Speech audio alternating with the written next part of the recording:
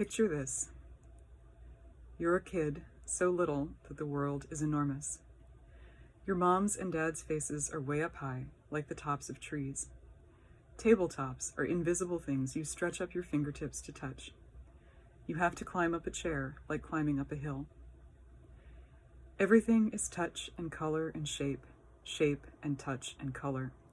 You crawl on a rug, like swimming across an ocean, and you feel every thread in its nap against your chubby palms. You balance on your feet and run your fingers along a wall and drink in how smooth and slick it is. The rug is green, the wall is white. Somebody tells you this, or you breathe it in, and the words fill your whole head because now you know white and green, and you will keep them forever. And then you find out that the rug is a circle and the wall is a square, and you start seeing circles and squares everywhere. The joy of them bubbles up in you until you laugh out loud. I remember this, you see.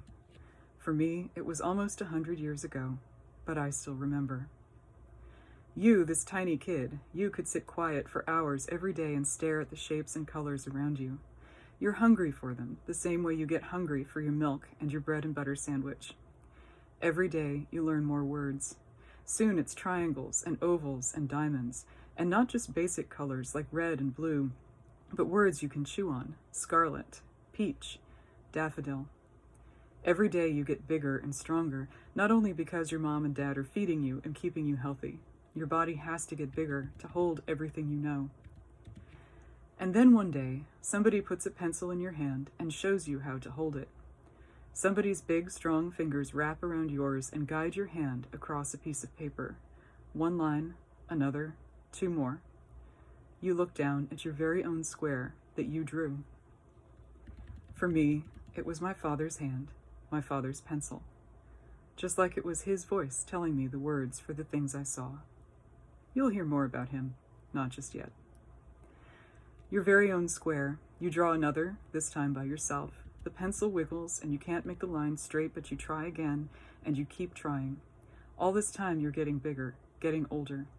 You draw a perfect square, a perfect triangle. You draw trapezoids and hexagons. You look outside a window, you can draw that now too, and trace the individual shapes of leaves on a branch. When you hold the drawing up, it looks about like what you see outside.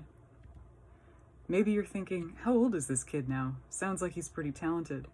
You're right, I was 6 then, what they call precocious. But you haven't heard the best part yet. One day you see something that doesn't look right. For now, let's say it's something simple like an apple. It wasn't, but I'm an old man. I'll tell my stories how I want. It's a funny shaped apple, lopsided maybe, like half of it got dipped in shrink juice. You look at it and think, that doesn't look good at all. I could draw it better. As you think this, you feel something shift inside you. You're still a kid, remember. You don't have the words for exactly what you feel. Later, as an adult, you might think something like, a car getting into gear. You sit down with a piece of paper and your pencil and the apple on the table in front of you. You start to draw, except now you're drawing the apple how it should look, round and smooth with a perfect stem that goes straight down the middle.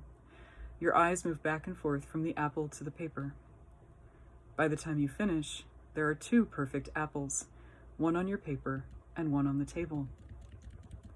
Now you're probably thinking, this old guy is senile or crazy or both, right? I'd think that too if I were you, but keep listening. The real apple, the one you changed by drawing it, doesn't stay perfect for long. Maybe an hour or so later it slumps back into its lopsided shape. That disappoints you, more than I can say, because it wasn't just an apple I drew that day. But that's for another time.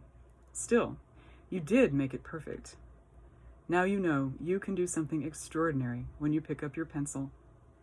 You can make magic.